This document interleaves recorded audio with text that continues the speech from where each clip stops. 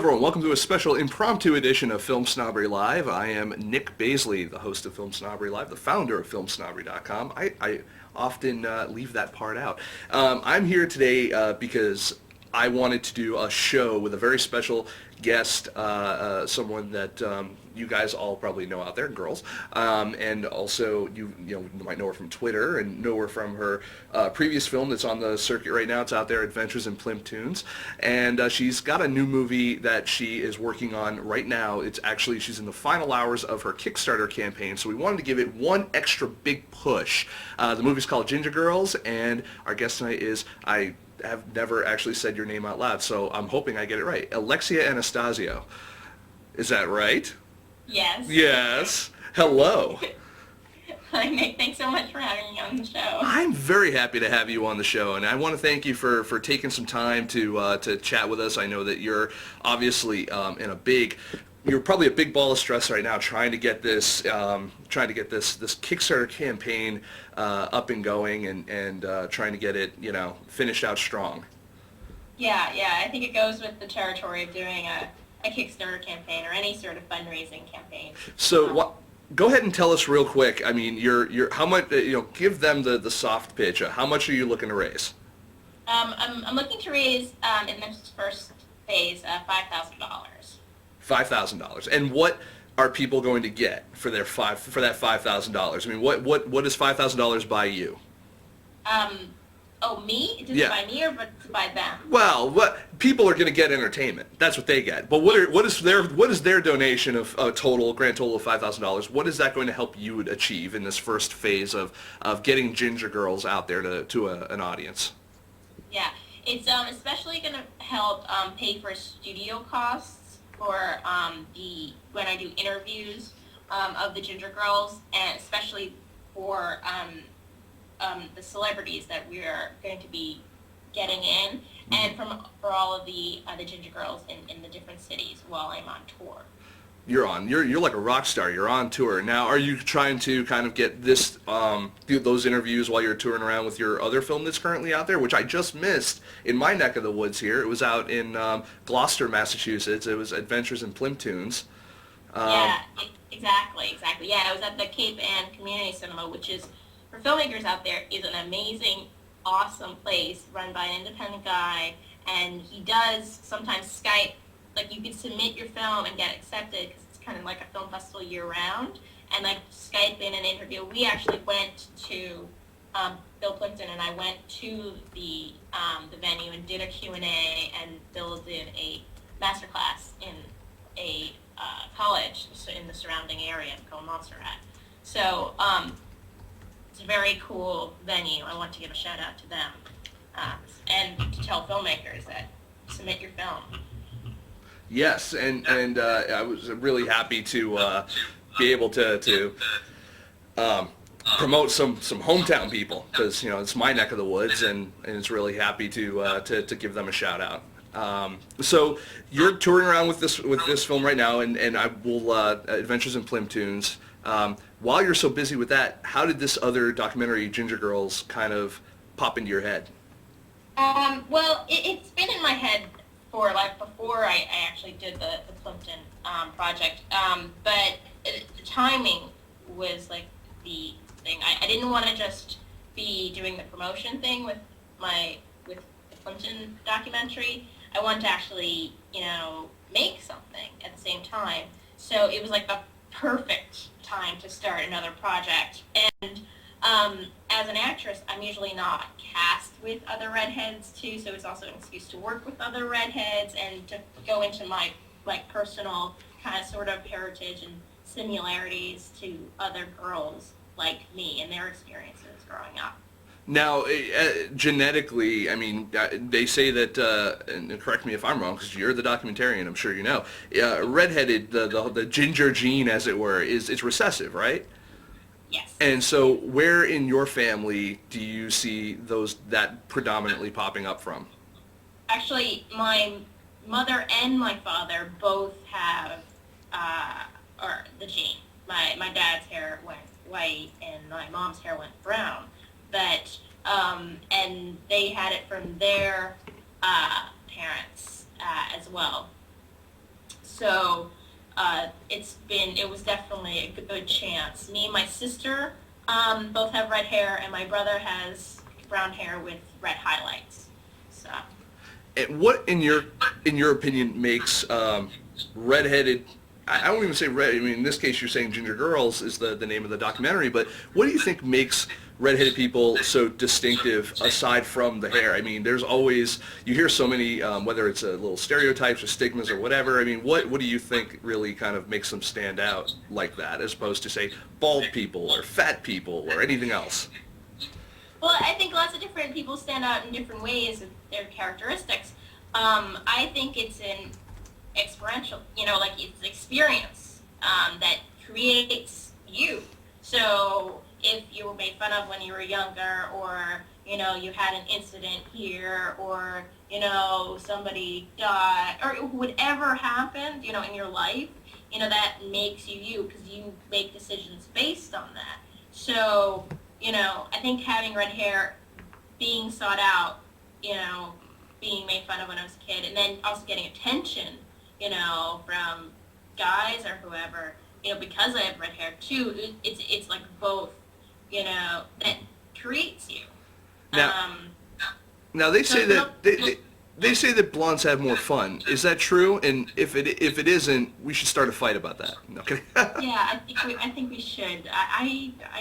My blonde friends aren't really that interesting. So. I love it. I do want to welcome one guest we have in the chat room for you right now, and that's David Foldy, and hopefully we'll get some questions from him as we go along here. But yeah, now you've decided to do this doc, Ginger Girls. Have you gotten a great response from just people in general? I noticed if you go to your Kickstarter page, so those of you who are out there, you can verify this. Please go to Kickstarter.com and look up Ginger Girls. It's actually very easy to find. And you've got some videos that you've done with, it's almost like a woman on the street type of thing. Has the response from people been fairly positive for this project so far? Yeah, it has. I've seen on Twitter a lot of ginger hate comments. Sometimes I attack them, but usually I stay clear. But yeah, no, I go up to girls on the street, and I literally like I did one interview in the Chicago International Airport while I was on a layover. Most girls are pretty like, sure, I have a minute, I'm not doing anything. Or other people, I just say, oh, go check the trailer and then call me or email me or something, so I don't seem too creepy. It helps that I'm a girl, Mm-hmm. I'm not gonna lie. And that I look like I'm 12 also helps. And people want to know, like, oh, what else have you done? And then I say, oh, well, I just did a documentary on an Oscar-nominated animator, and that sounds prestigious. So that also helps. That does also help. So you talk about some of the hate you see on Twitter and stuff like that. I know that gingers have gotten they've gotten some hating on, specifically on shows like South Park and stuff like that, and do you think that I would say the anti-ginger sentiments are being fueled by stuff like that, and or no, I don't. I think things like that, it's a comedy show, so they're going to be making fun of anybody. I mean, they make fun of Jewish people, so they go after everything, like most comedians. So I think it actually only helps that people are talking about it, like it's a thing, because sometimes, it's not. Yeah, that's basically. Cool. Now, one of the things I want to do is I want to talk a little bit about how you got started in doing this, because I mean, obviously you're out there promoting and touring with one film right now. You've got another one on deck. You are an actress and producer as well. I mean, you're kind of all over the place, and you look like you're 11, like you said. So let's go ahead and let's start at the beginning, and let's say tell everyone how you actually decided to get involved in doing all of this stuff, because you're beyond a triple threat. I mean, you've got your hands in a little bit of everything. So What's the genesis of that? Yeah. I mean, I mean, I could say like, you know, playing make believe when I was younger. But I was also shy. You know, when I was little, in my like in kindergarten, I didn't say a word. My teachers thought like I couldn't speak, and so my mom put me into acting classes when I was about 11. And she tried to put me in like modeling, and I did tiny bit. Like I was in a math book, like I was one of those dorks in a math book. Like That's that. okay. I did chess club. It's all good. We're all nerds here. Yeah. So I really liked acting, and I got more into theater and doing. I went to every like performance art camp or sort of thing when I was younger, so my parents could get rid of me and they could actually work. And then it transferred to film because I found more kind of family community in making the film, and it was more enjoyable. Plus, you get to make even a short film in like 3 afternoons or something like that. And I was really interested in silent film, and I'm a visual artist as well, so it kind of like it was one thing that I found. I realized early on, like when I was about 16, 17, I wanted to do film because I could combine all my interests in one, and that was like film. So, and then I went to school. I was a new media major, and that was even better because it was even more well-rounded, and within like what was coming up in the world, sort of thing. Awesome. And I'm a dork, so. Nothing wrong with being a dork. I can go and I can quote you so many episodes of Doctor Who, and which has another prominent redhead starring in it right now. So there you go. Yeah. Yes, I'm. Yeah. So I totally hear you. You know, dorkiness when it comes to things like graphic design or movies or stuff like that. It's you know. I find that redheads almost get kind of lumped in with that almost in some cases, and I don't know why, but anyways, so you've made a couple of documentaries, or you're touring with one now, you're making another one. What draws you to that kind of storytelling as opposed to some of the stuff you've acted in looks it's been narrative. What kind of as for you telling these stories, what kind of draws you to the documentary form? I think it's, I think when I started, it was an easy way, an excuse to talk to people, and start a conversation. So even at like conventions or talking about relationships or what have you, it was an excuse to bring up the topic, and I didn't have to just, say like, hey, so the camera, everybody, a lot of people, are kind of hams. And they're like, sure, I'll be in your documentary. Sure, we'll talk about relationships or whatever, what costume I'm wearing, and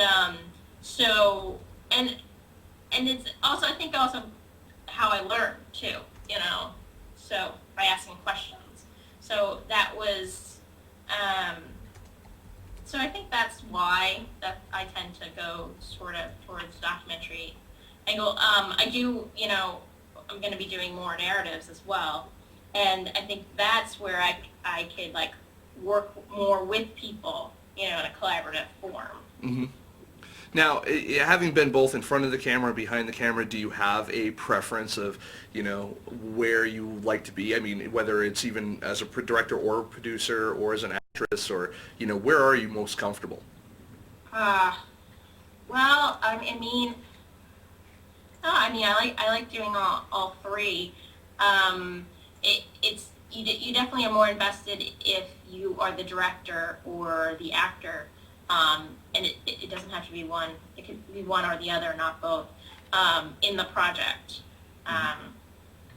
So and plus like I just I acted in a feature project called Supernaturals with the Z, and I was an actor and a co-producer.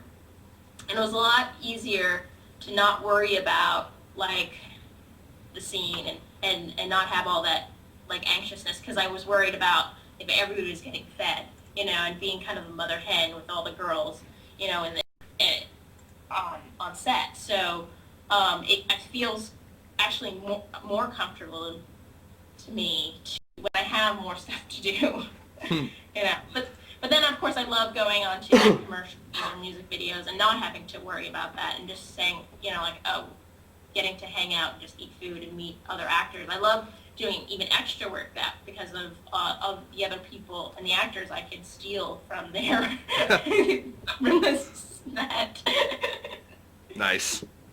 Now, do you for the things that you just act in, do you feel the same need to and compulsion to promote those projects as well as much as you do your own? And I only ask that question because I have so many people who act in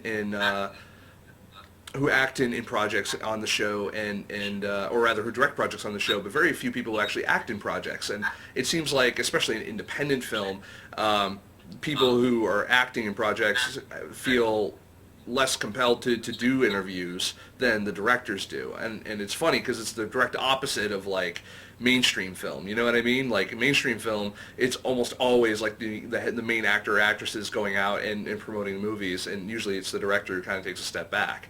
You know, in independent film, it's just the opposite, I find. Do you have kind of a theory on that, maybe one way or another? I know that's an kind of left field question, but you know, you do both. Yeah, no, it's a certainly valid question. I think that's why, you know, being more invested as a producer, you know, you have just more on the line for that project. So where I'm sorry to say, but most actors are just kind of flakes in that department. It's silly. It's because it's their brand and likeness too, and that'll help them go forward. But I don't know why it's like that. I mean, well, I mean, I would think that mainstream film has it when they sign a contract to be in a movie, that part of that contract is about the promotion of that film, whereas I would think that most independent filmmakers don't have that same stuff written into any contract, if there even is one, you know?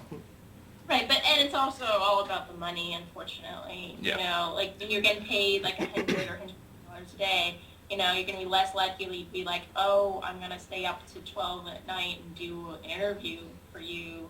You know, I have, you know, another gig tomorrow morning, you know, so. Right. And like these interviews are hard. I mean, especially like a call-in deal. I do a lot of those. I get invitations all the time to do these call-in interviews with people, and they're like, oh, yeah, you can go talk to Dane Cook or something like that. And I'm like, how hard is it to sit around and you know, just talk on the phone to some guys? And usually you only get like 10, 15 minutes, so it's not, you know, it can't be a huge cut-in.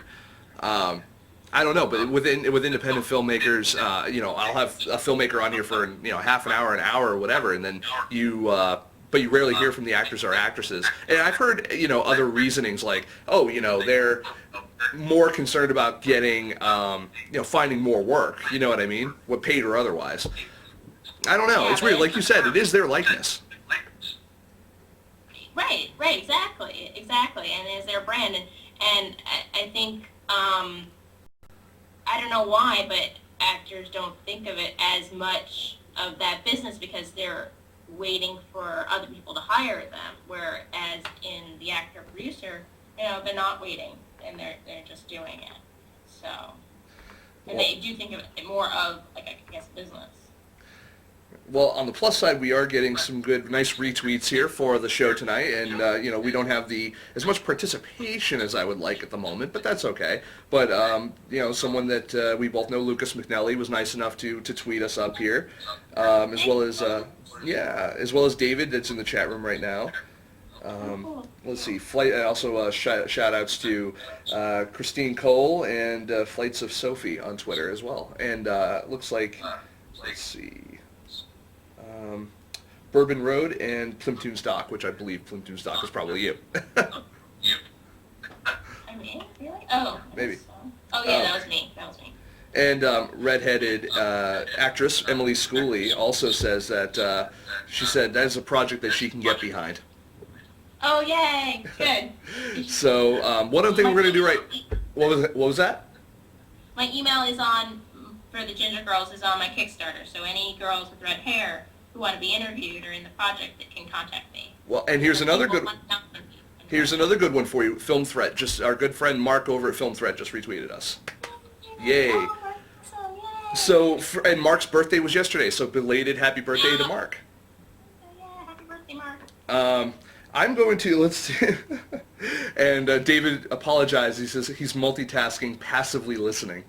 But you know what? For those people who are just tuning in or will tune in hopefully shortly, I'm going to go ahead right now and I'm actually going to play the, I'm going to go ahead and I'm going to play the pitch video for the, for Ginger Girls, and when we come back we'll have a little bit more time with our guest Alexia Anastasio, and then and we'll also show you a little bit later maybe the trailer for her other movie that she's actually touring with right now, Adventures in Plymptoons. But for now, we got to get your whistles wetted for Ginger Girls, and hopefully after you see this, you'll just start throwing tons and tons of cash, because that's what we need right now. Tons and tons of cash, all of it. Just empty the wallets. This is like a mugging in New York.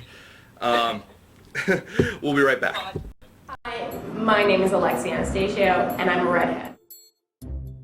Down the street, like some people say, like, I am a ginger. When I was in elementary school, kids would tease, and I don't know how I would think of this as a kid, but I'd just be like, yeah, you know, like I prefer cherry top, I prefer carrot top. People call me like Pippi Longstockings.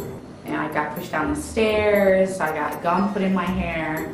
Like a girl threatened to like cut my hair because she thought that I loved my hair so much. She's like, oh, you think you're so cool with that hair? Being singled out because of it, I can name from 2nd, 3rd, 4th, and 5th grade an incident from a teacher and a student. To be honest with you, I hated my hair color because that was what people first saw. They saw the hair color. You know, I think it actually used to annoy my mom, and she used to tell me to just respond to everyone and say that God gave it to me, because obviously it wasn't her that I got it from. Look at that, it's a ginger.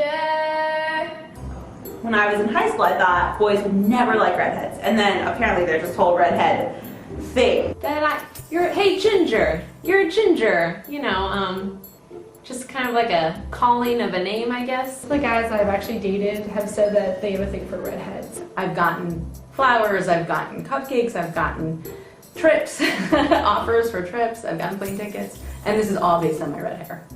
Look at that, it's a ginger.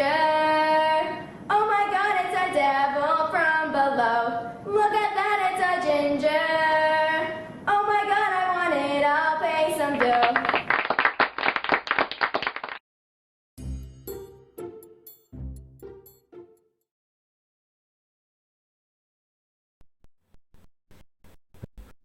Boom, money. That's what it's all about right there. We need money for Ginger Girls. Go to Kickstarter.com and make sure you look up Ginger Girls and throw all of your money at it. Not just some of it. They want all of it. Come on, it is. Anything helps. Anything helps, and even people reposting helps, and or nominating a ginger girl near you. Yes, and that said, you know, no, if you can't give money, give time, as we always say here. Throw it a retweet, post it on your Facebook wall, share it with your friends, the whole 9 yards. Every little bit counts, and you know, I'd say 'tis the season, so why not give the gift? You know what? Why don't you make a donation in someone else's name? There you go. That's a good way to give. That's a little early Christmas present for someone. See, there you go. And then that person, done. You can be like, I donated to a movie about, you know, women with red hair. And they'd be like, why did you do that? And they're like, why not? And they were like, you're absolutely right. So, Thanks, man. You're welcome. See, that's my pitch video right there. So the whole thing is, why not? So what are some of the things that you've been doing to get the word out on this project? Oh my goodness. Well, I've been doing 1 minute on the spot interviews, like you said before, with girls. Some of them that I have interviewed, full interview, or some people who I've just met, like at the American Film Market or at the Bend Film Festival.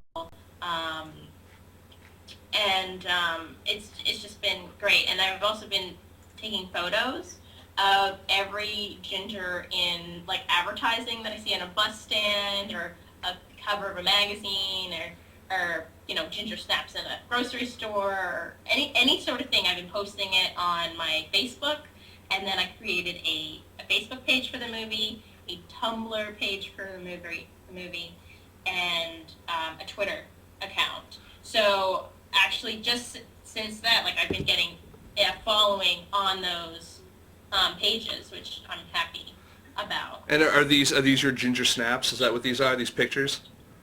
Yeah. Yes. Thank you. You're welcome. You can have that. I've also been reblogging and friending people on Tumblr. There seems to be a community, both on Facebook and Tumblr, but it seems like a lot more on Tumblr, of people who like to post redhead of the day pictures and art photography pictures and different things like that. So I've been reposting pictures, and then also kind of what I call content advertising, and trying to post up, ginger girls and music and a video or any sort of like different lists sort of thing. Another one you might want to look into, it's just coming off the top of my head, would be Reddit. Reddit might actually have like actual groups for redheaded girls or ginger girls. What is it? Reddit, Reddit. Oh, wow. I think that's on my calendar. Okay, yeah, Reddit. You might want to check that out. But yeah, no, that is okay. I'm just going. Oh, and Lucas McNelly says, of course, make sure at Alexia Anastasio hits her goal. So. I guess I just saw that. Yeah. Nice. So yeah, now, so you've been so you did go to AFM, you mentioned. Yes. And I was representing 5 projects there. Wow. Yeah. Tell anyone who's never been there what that experience is like. It sucks. You have to meet, you have to call people, the distributors. Mm-hmm. You make appointments. They tell you if they're interested or not, if they're for different territories, theatrical, or if they're the sales agents, if they're, can sell it, and how much it'll cost you for them off the top for them to sell it. Because how much it's going to cost them to take a booth at AFM and at Cannes and Berlin and all these places. And so it sucks. It's good to get like a producer's rep, like Plimpton has. But what I've been doing so far is going to conventions for forgetting all of that really, and going to conventions and selling my movies myself and meeting fans and shaking hands and babies and all of that, because putting a temporary tattoo on a baby's head is just like it's physical. It's right there. It's awesome. Nice. And you get more out of it, and it's personal. So that's what I've been doing. I've been actually self-distributing my short films and my feature films along the way. And it seems like you've got a really good grasp of like the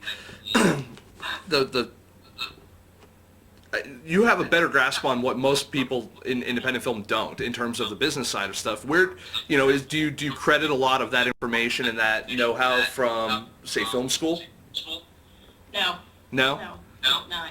No, they didn't teach me anything like that. I went to SUNY Purchase and I was a new media major, and it was mostly about practicing and just doing it. I think that, I learned that from watching my mother. She has her own real estate company, and she is an entrepreneur. She started her business from the ground up, sort of thing.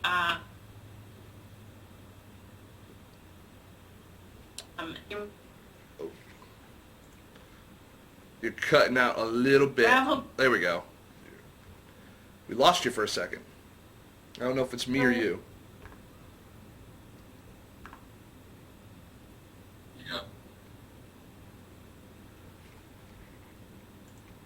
Well,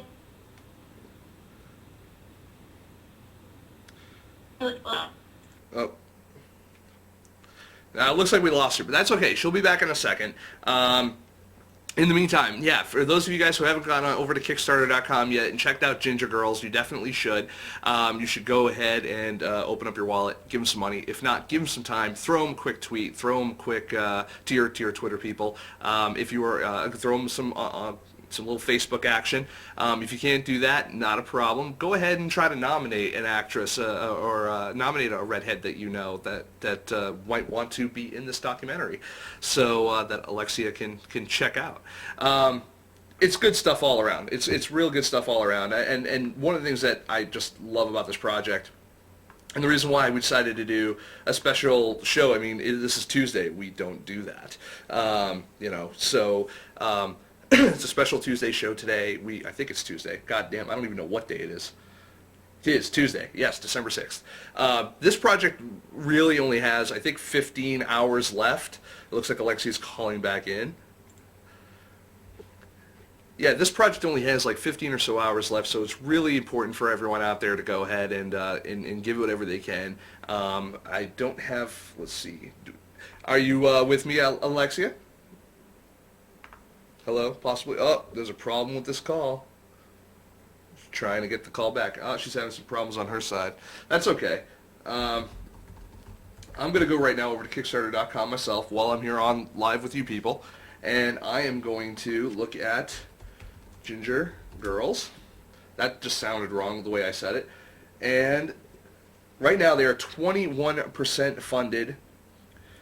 They've raised $1,093 with 33 backers. They've got 14 hours to go, so less than even what I said. 14 hours. There's no reason why you guys can't get it.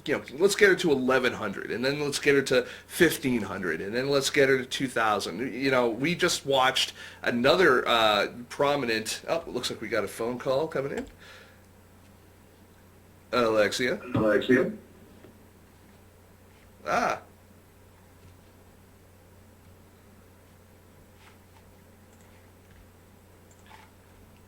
That's okay. So we just saw another pretty large project. I think it was, I can't remember how much money it was. I think it was like $25,000 for Gregory Bain's movie, new movie.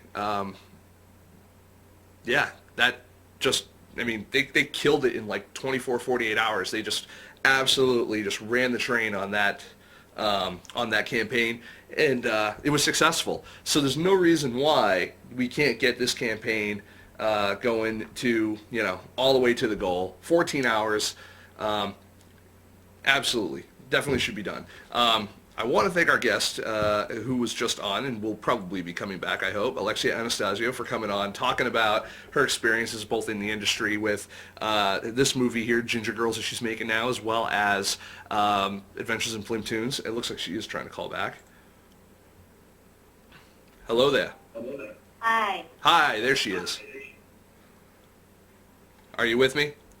I'm with you. You're with me. Excellent. So, we got a little interrupted. Why don't you pick up where we kind of left off? All right. Where was that? Oh, that was a good question. You were talking a little bit about how you really weren't prepared by film school to do what you do as far as the business side of making films, but you were really influenced by your mom, who owned her own real estate practice. Yeah, and then also growing up, selling Girl Scout cookies and selling 50/50 raffle tickets for soccer and for travel team, and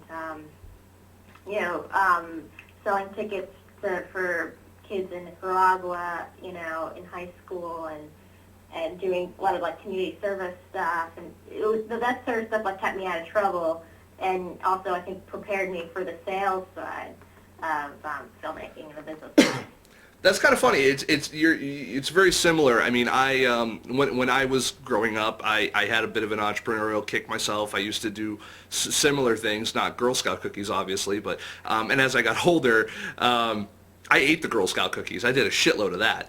But as I got older, I mean, I was a car salesman, which taught me how to negotiate and how to not be intimidated when someone, throws down a no or a maybe, I was able to kind of get over my fear of confrontation with people. And then, later on as a network engineer, I learned how to do stuff. It was transferable skills. And it sounds like, those life experiences that you had really, prepared you to take on, those people at the AFM. It's funny, most filmmakers I talk to that go to things like that are so prepared for what to experience there, that they don't know how to set up those meetings. They don't know how to enter those negotiations, and they get very intimidated very quickly. And a lot of them will jump at that first offer. And how do you feel you handled yourself? And was that your first time there?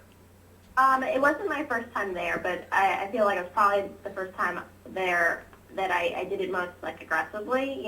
With setting up a lot of the meetings and it can be intimidating, when you go up to a booth and say so, can I set up a meeting? And then they say, well, we're only looking for projects for that you spent $1 million plus, and I'm like, well, this is my list, and they're like, oh, okay, we'll meet with you anyway, because you have celebrities in it. So, $1 million plus really means celebrities, so why didn't they just say that, Right. So. Well, because they're looking at the marketability of your project. I mean, it's funny. I really find it odd that most distributors, and this goes for producers as well, I find, that they're not willing to take a chance on a movie that could possibly be good because of the budget level. Almost that the budget level is some indication of the quality of story. You would think that if you could, or the quality of the film itself, you would think that if they could get in on the ground level on a lower costing film, even if they had to spend more money afterwards to, whether it's for rights, for music, or to get that celebrity or whatever, you would think that they would, that they would want to, have a less investment to try to make up more money on the other side. Yeah. Because, Jerry, my co-host, everyone knows co-host, Jerry Cavallaro, he runs into the same problem. He's actually trying to sell 2 scripts right now, and the biggest problem he was running into with one of them in particular was, he's like, well, we can make this movie for $100,000. They're like, we don't do anything for under $1 million. And he's like, but we can make this movie for $100,000. We don't need $1 million. Yeah. It's like I just saved you $900,000. Right, yeah. They don't believe it. They really don't believe it. And even for $100,000, you can get celebrities. Totally. People don't understand that. You don't need a celebrity for 100 days, for them to, exactly. On the cover. Now, while we were waiting for you to come back, we did tell everyone right now, you've got your, if you go to Kickstarter.com and you look at Ginger Girls, you will find that you've got 33 backers. You've got 14 hours to go. What is your plan to make up the difference here on what you've raised to get to the end of to get to your goal? What are you going to do for the next 14 hours? Well, basically what I've been doing this afternoon, is I've been having a dance-a-thon. And this helps beat the stress. When I'm dancing, I'm not really thinking about, oh shit, we can get another backer in the last minute, and oh my goodness, we still have, $3,907 to go, and oh my goodness. Not that you're counting or anything. Right, exactly. Oh no, 14 hours, 3. Oh, and there's always it's always been a numerology thing. So we have 33 backers, we have 3 comments. We have 27 updates, which is, divisible by, it's $1,093. Where did that 3 come from? Maybe 3 people gave $1, or sometimes people give a weird number, $27 or whatever. I don't know what these, Adventures in Plymptoons 8 was the number, the magic number.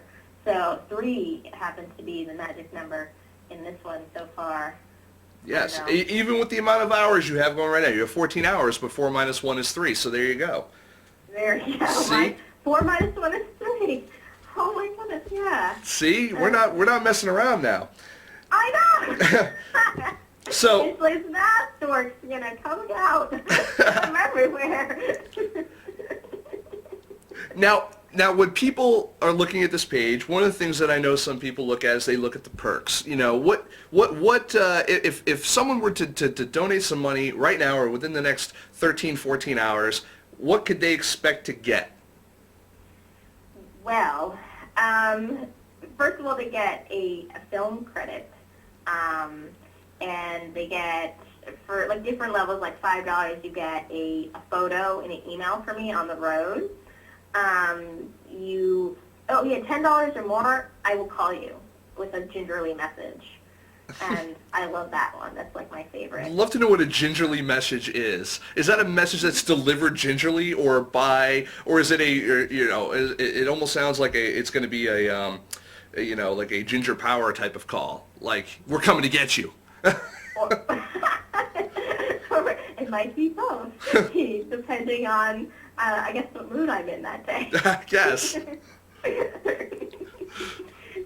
But yeah, like for $25 you get a Vimeo link of the movie when it's done, and I get to call you, and you get a film credit, and $35 you get a signed DVD of the official release. And we did the official release in this one because of we don't know who's going to distribute the film yet. Right. But the official release will have all the DVD extras, and everybody usually wants all that stuff anyway. Oh, yeah. So that's why I made it the official release, and then the call and the credit in that one. And then $75 you get a T-shirt with the logo on it and everything, and a copy of all that jazz. $100 you get to go 2 tickets to the premiere, or if you in New York or LA. If you're not in New York or LA, I will dance to your favorite song. Actually, I will actually do a music video sort of thing, but with me dancing to your favorite song. And could be, your band song sort of thing. And then $125 you get movie poster signed or 12 original art photo collage paintings, premiere tickets. $175 tickets to a dinner with Ginger Girls in New York, LA, or on the festival circuit. Because of the tours, I get to go to all these places, so I might be in a city that you are in, So Right. So dinner, and then we have $300. We have the Ginger Pride package, and that's all sorts of ginger, like a certificate of Ginger Pride and ginger goodies.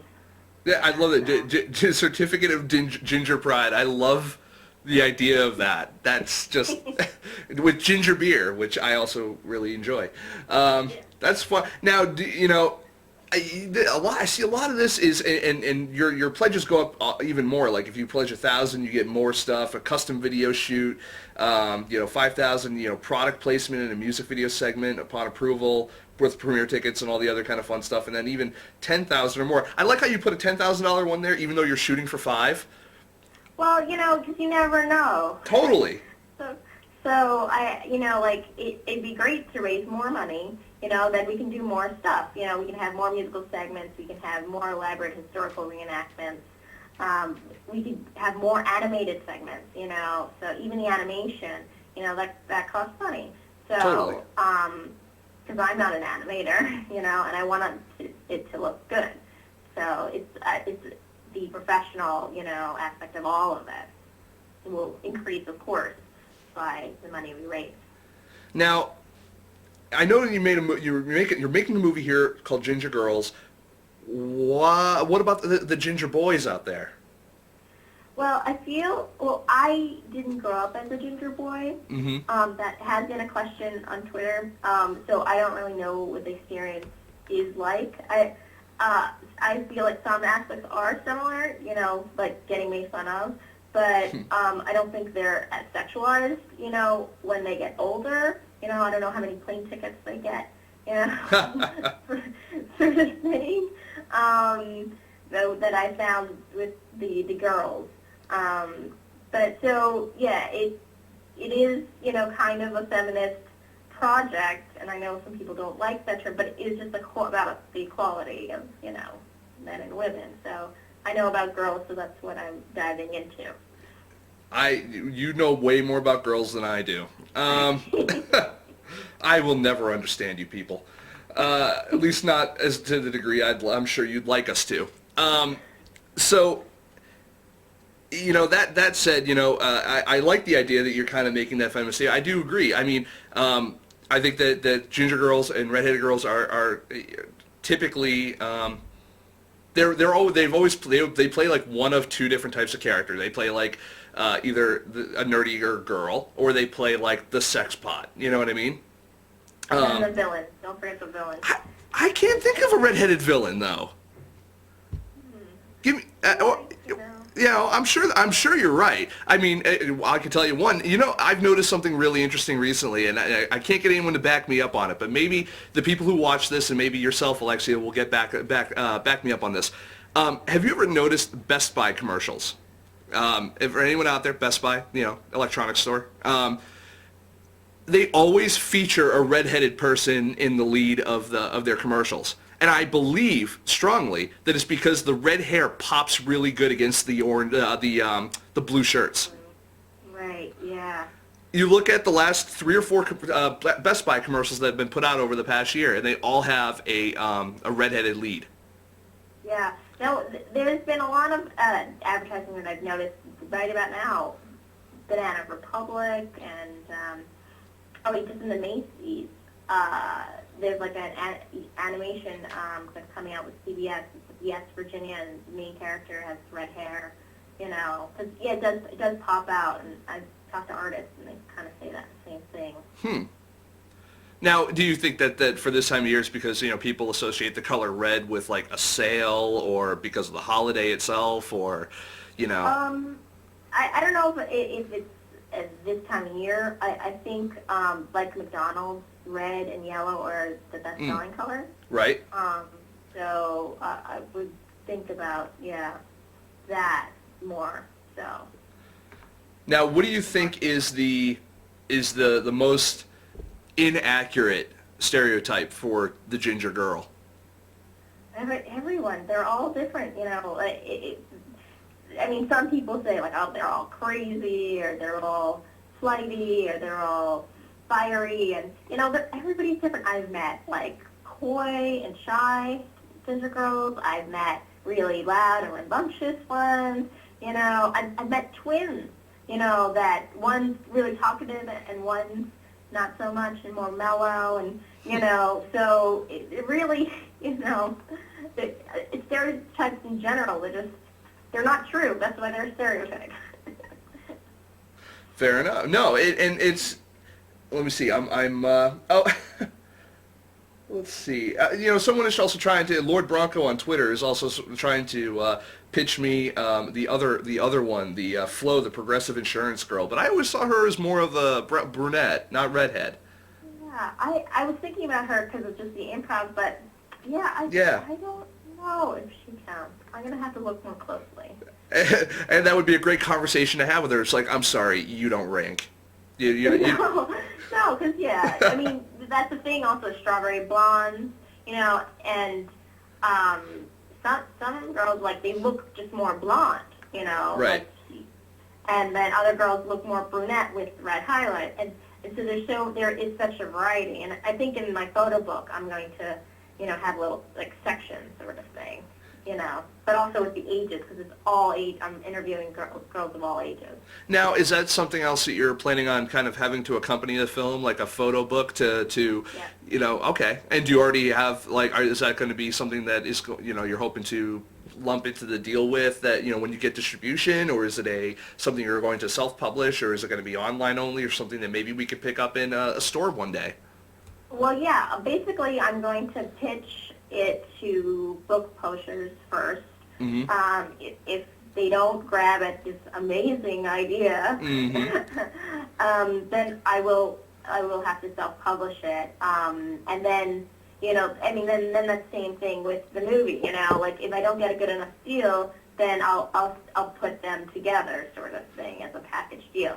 But if, like, say, I don't know, HBO or documentary channel or whatever goes for it, then, you know, you can talk to them, I can talk to them, or whatever it is about, you know, working with who and the best co-promotion partners, because everybody kind of knows each other in the business, and work together in some aspect or another. So that's what's good about, working, and I've seen this watching Bill Plimpton, whether to work with folk, like he has a book coming out with Focal Press, and same thing with Lloyd Kaufman, too, Trauma Entertainment, they have books coming out, they have DVDs, and they're doing events, and it's all in the same. Yeah, I was actually going to say to you, if you need any help with that, I could definitely make a recommendation. I work with Focal myself. Oh, cool. So, and I actually review book proposals. And I also write articles over at masteringfilm.com, so if you folks out there have not picked up on any of my articles, you can go over to masteringfilm.com and check out, I write under the film business category. So, how about them apples? So, so I was going to say, maybe not appropriate for on-air conversation, but we should chat sometime. I can give you some recommendations and contacts and stuff. But yeah, because they're a big photography book publisher as well. So there you go. That said, I know we've been talking a lot about obviously Ginger Girls because it's the most pressing thing that you've got going on here. I don't want to keep you on for too much longer, but I do want to ask you about I want to ask you about Adventures in Plymptoons and how you got involved with that project. Great. Well, I met Mr. Bill Plimpton, the Oscar-nominated animator, for those of you who don't know who he is, about 10 plus years ago while I was interning, in college. And I saw him everywhere, every party, every festival. There's one specific place I volunteered for, the Golden Trailer, where he presented an award.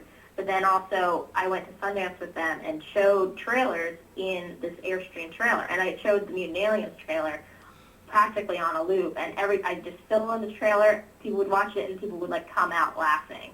And but it wasn't until I I got to watch his master class at a local cinema near me called the Cinema Arts Center, did I have the idea. And it was also really timing, because I had edited a documentary on Vampira and Associate Proust, and one on Teddy Michaels, and so, but I'm an artist, so I tend to, be interested in artists. So that's when I got the idea, and I proposed it to him, and he said, put together a proposal, and he liked it.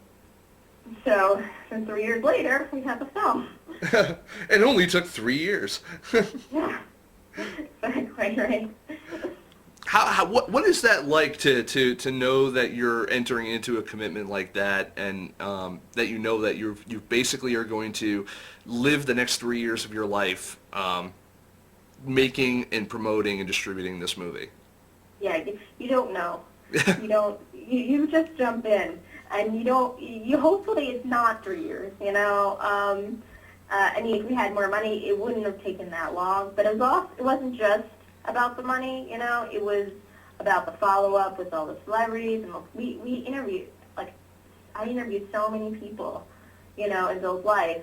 Worked with him on voiceovers, and his brother, his sister, an ex-girlfriend, getting Terry Gilliam in the movie, Ed Begley Jr., Keith Carradine, everything, to editing, to doing green screen, not once but twice or 3 times over, every single part of it, takes time, including the promotion part of it. Mm-hmm. We went to San Diego Comic-Con a number of times, just promoting and creating the buzz for the I'm jealous. film. I'm just letting you know, I'm jealous all up in there. It's just work. It's fun, but it's just a zoo, I would like to go as not behind the table one time, but then, I don't know, but that, that, because you're just, you're walking in baby steps. Mm. So sometimes I like the protection of your booth. My cage. My acclaimed cage. Everyone's like, and you're like, come on, Ginger on display. Right. Exactly.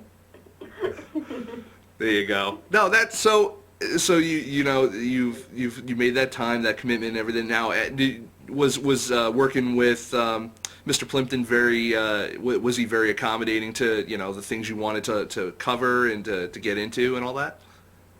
Mostly. It took time, I think, for him to trust me and to give me like all his, most of his contacts to contact sort of thing, and also like he's really busy too, so it had to be on his set schedule. Right. He was doing Idiot St. Angels, and certain times, like he was spending more time on that, and so I'd help, because it only helps, to help, sort of thing. Right. I don't have to tell you, but yeah, you learn from helping somebody else. Take your own advice and things like that, or whatever. So so basically, we're all along, for the ride, sort of thing. I am updating my Twitter status right now just to make sure people know only 14 hours left. They need to donate to this project ASAP. Let's get it done. All right, here we go. So so one thing I want to do for everyone, because I know I don't want to take up too much more of your time, because I know you've got you got your dancing shoes on. I want to make sure that we go ahead. I want to, for those who aren't familiar with Adventures in Plymtoons, I think that we should go ahead and throw the trailer on for them, and then when we come back from that, we'll wrap up. We'll say goodbye to Miss Alexia Anastasio, and we'll go ahead and we'll probably stay on for a little while longer. Try to do some more. Promotion for her to try to for you to try to get you a couple more donations before we sign off for the night, and then once we do that, hopefully we can get this thing up and hopefully we can get this thing up on the net before the end of your campaign, so that maybe we can at least tweet it out and talk about it a little bit more before the campaign ends. Oh, cool. Thank you. You're welcome. So here we go, folks. The trailer for what I hope is the trailer. I didn't watch the whole thing. The trailer for Adventures in Plymtoons. If someone wanted to see this right now, where could they see it? Well, the next festival is scheduled in April in Savannah, Georgia, at the Savannah Animation International Festival. So Excellent. it's on the festival circuit right now. All right, well, here we go. Let's get to it, and everyone, the trailer for Adventures in Plymtoons will be right back. You're probably wondering why I'm here. Because I want to warn you. There's a feller out there that's going to scare you to death. You know who that is? Billy Plimpton. Why, Bill Plimpton, who used to jump off a rock on top of the Clackamas River, flying through the air like a madman, like a banshee, stark raving naked. Ever hear of Billy Plimpton? You will! Those flies are having sex! Having sex and hearing people laugh are two of my favorite things. So I think in a perfect world, if I had sex in a movie cinema while people were laughing at my film, I would be in heaven. That would be, and I'll be drawing at the same time, drawing another film. To me, that is the perfect life.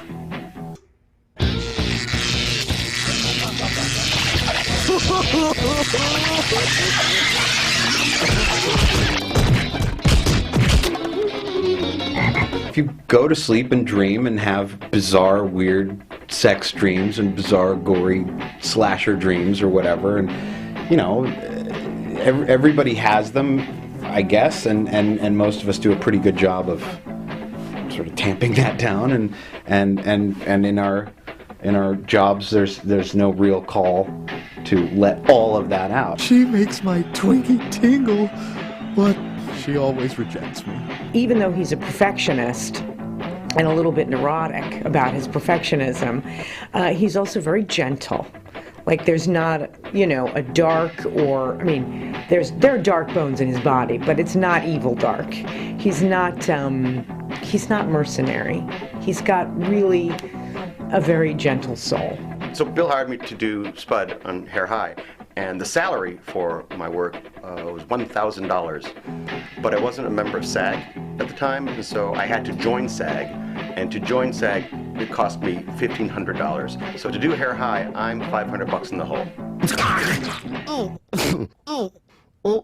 Folks, it's a wonderful fall afternoon, and it looks like we've got a full house. It's the game of the year, our Echo Lake Fighting Cocks versus the hated crosstown rivals, the Beavers. Bill goes to a very subconscious place, a place that would be subconscious for most of us, but I think he lives there a lot. And things that we might dream or think, boy, I had that thought, but I wouldn't tell someone I had that thought. He just puts right out there. Don't forget, Adventures in Plymptoons coming your way.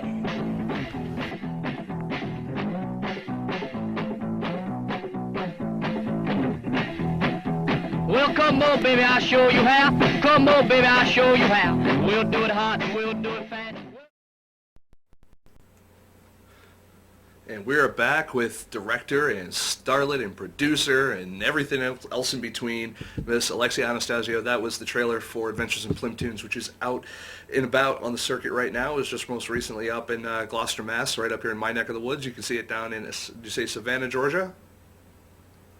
Yes. Yes. And if people want to see it near them, they can request it at a local cinema or a university. They can contact me, and we can sure to arrange. Like a lot of places that I've been going, I've been setting up myself, including film festivals and things. So, just contact me where you live and what places are near you that show independent films. Absolutely, and it's maybe by the time, let's see, we get our screening series set back up, maybe there'll be enough time out of Massachusetts where we could screen something up for you. So that because we would love to put your film in front of an audience, it'd be great, and also it'd just be great to meet you. So that's my excuse right there. It's like I will show your movie, but only because I want to shake your hand. But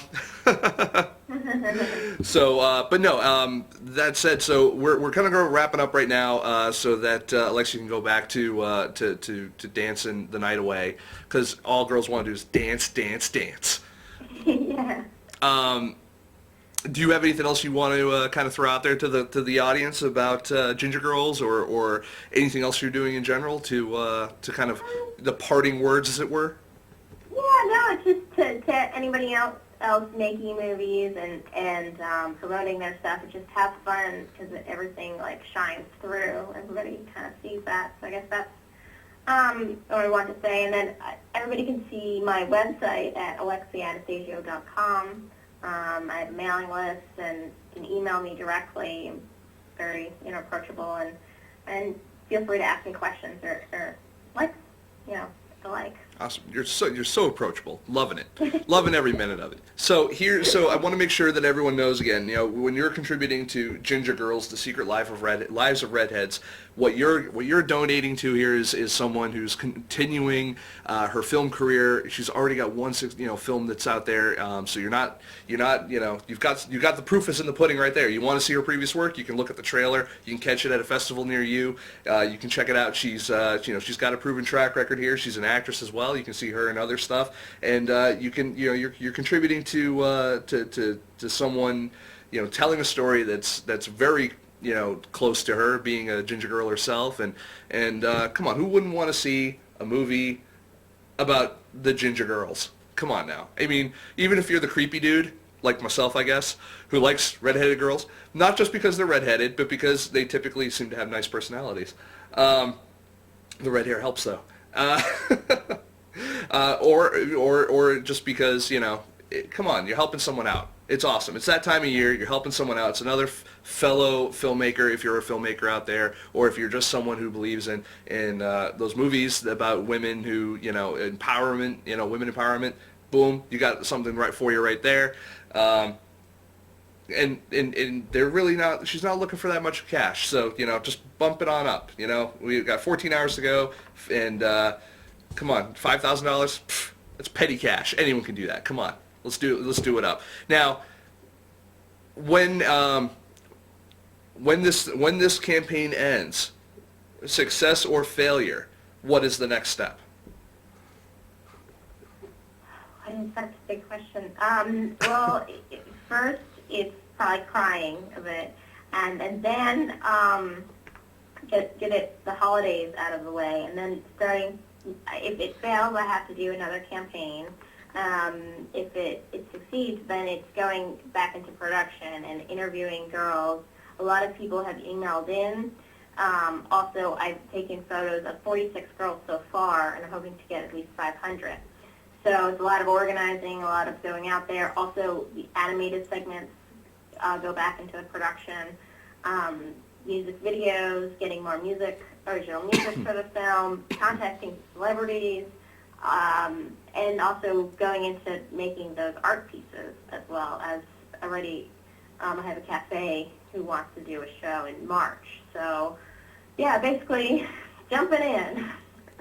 Excellent. Well, hopefully we get to see more of Ginger Girls in the future. I look forward to following the development of this. I followed very closely the development of Adventures in Plymtoons for a while, and I was like David Foldy here in the audience here. He says he was a passive listener. It's pretty much what I was doing. I was just kind of sitting back and going like, this seems really interesting. I don't know anything about it, but it seems interesting. And now I'm really happy that I got to have Alexia here on the show, and I'm happy to be able to have a show that I can have her on, that I can talk about her film Ginger Girls and Adventures in Plymtoons on, and share it with people who might not be familiar with it. So hopefully we can turn some of these passive listeners into active donators.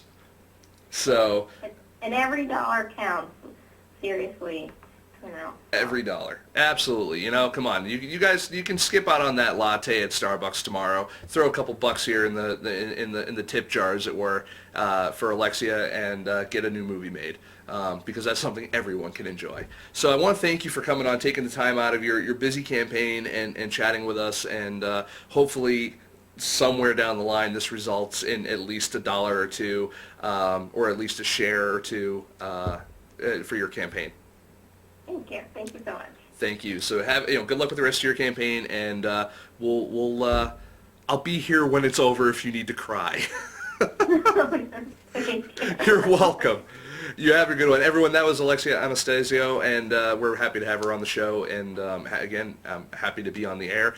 We took some time off, as you guys know. We just came back with our last show on Thursday. We've been gone for a while now, so it was great to come back and yeah, just kind of get back in the saddle again. So we're shaking off the rust, and we're going to be back again this Thursday with another guest. And I think what I'm going to do now to kind of get this train rolling is I'm going to I think we're going to just end this now or in a moment, and that way we can hopefully get Alexia's footage available online as soon as possible. I'm rambling now because it's the end of the show, and I never know how to end these things. It's like, I can't tell you guys to go home. There's no easy way. I mean, usually I have Jerry, that'll frustrate me to the point of where I just want to leave, but he's not on right now. It's just us. So that said, I want to thank everyone who is listening passively or otherwise, or watching actively or actively donating. I want to thank Alexia again for coming on the show. I want to thank everyone again. Tune in on Thursday, 10 p.m. Eastern Standard Time, every Thursday, unless we take a day off, every Thursday, 10 p.m. Eastern Standard Time over at FilmSnobberyLive.com. You can follow everything that we do over at FilmSnobbery.com every day. We've got some big changes being planned on that site in the very near future, so I'm really looking forward to sharing that stuff with you as well. If you want to keep up with some of the other stuff we're doing, you can go hit us up over on Twitter.com/FilmSnobbery and Facebook.com/FilmSnobbery. That said, you can also follow our guest for the night, Alexia Anastasio, over at Twitter.com/Alexia Anastasio or Twitter.com/GingerGirlsFilm. You can follow either of those and find out more about what she's up to. She is a firecracker, redhead or not. I don't care. She's a firecracker. I like her. She's nice. I love having girls and female filmmakers on my show because I love to see them represented. I totally do. I want to also say congratulations to my friends Francis Abbey, Paul Bassetti, Ian Obetsky, Bridget Devlin Burke, and so many other people who just completed principal photography on their film Veil, which we also went ahead and we highlighted here. It was a Indiegogo project of the week that we did here. That also said, Another Indiegogo project of the week that is nearing its final days that we've been highlighting was Fetishville by Chris Gore. If you guys haven't checked that out yet, please do, but only after you've given all your money over to Alexia's project, which is over at www.kickstarter.com. Check out Ginger Girls. Check out everything she's doing. Contact her if you want to say hi. That's what I did. I just saw her on Twitter, and I was just like, we should talk sometime. And she totally did. She made time, and I was really happy for that. So that said, hopefully everyone here is having a good holiday season so far. Hopefully you got all your stuff that you've wanted.